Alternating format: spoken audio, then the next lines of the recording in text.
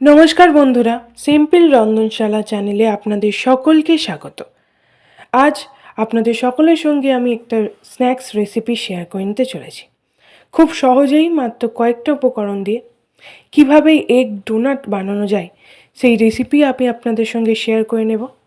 তো চলুন বন্ধুরা, পুরো ভিডিওটা প্রথম থেকে শেষ অবধি দেখুন। কমেন্ট করে জানান আপনাদের কেমন লাগলো। ভালো লাগলে লাইক করুন, শেয়ার করুন, আমাদের চ্যানেল সিম্পল রন্ধনশালাটিকে সাবস্ক্রাইব করে দিন। তো এই এগ ডোনাট বানানোর জন্য প্রথমেই আমি কয়েকটা উপকরণ নিয়ে নেব। প্রথমেই আমি বাঁধাকপি নিয়ে নিয়েছি, সেটাকে খুব ভালো করে গ্রেট করে নেব। আপনারা চাইলে এটাকে মিহিভাবে কেটেও নিতে পারেন। বাঁধাকপি গ্রেট করে নেওয়ার পরে আমি আদা নিয়েছি, আদাটাকেও গ্রেট করে নেব। এরপর নিয়ে নিচ্ছি কয়েক টুকরো কাঁচা লঙ্কা। কাঁচা লঙ্কাটা যদি ঝাল খেতে চান তাহলেই দেবেন, নয়তো এটাকে স্কিপ করতে পারেন।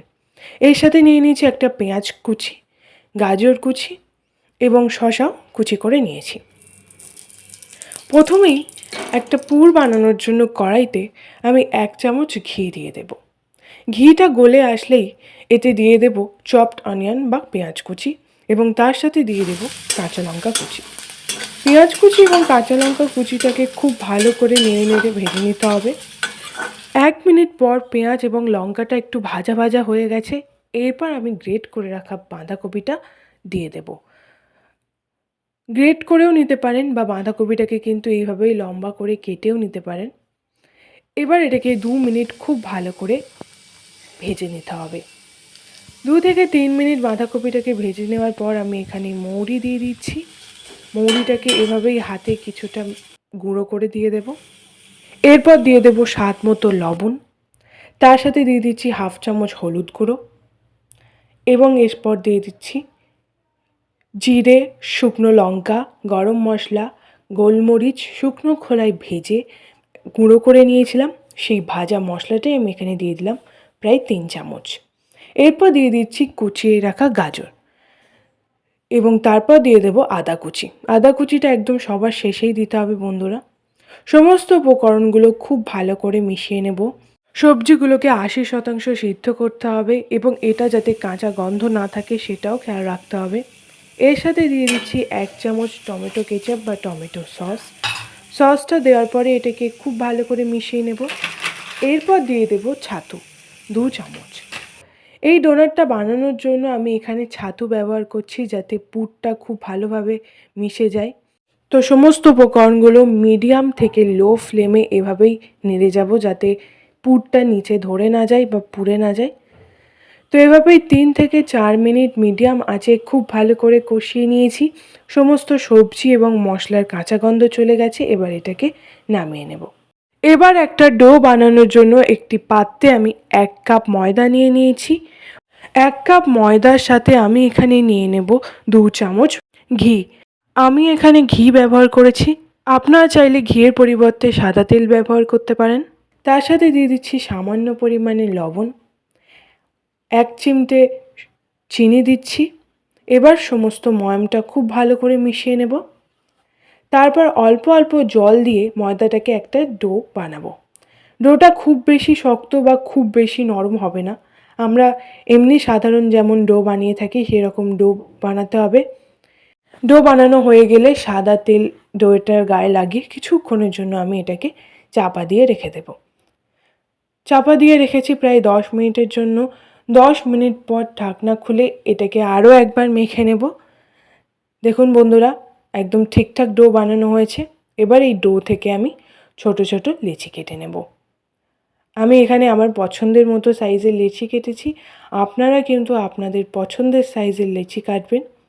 সব লেচিগুলো একই সাইজের করে নিয়েছি। লেচি কাটা হয়ে গেছে।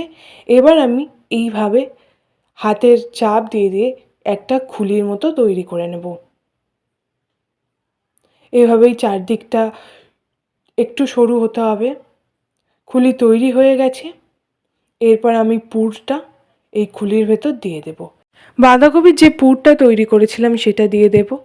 ঠিকঠাক পরিমাণে দিতে হবে বন্ধুরা, খুব বেশি দেওয়া যাবে না যাতে খুলির মুখটা মোড়া যায় এবং পুরটা যাতে বাইরে বেরিয়ে না আসে, ঠিক সেইভাবেই কিন্তু মুখটাকে খুব ভালো করে আটকে দিতে হবে এভাবেই।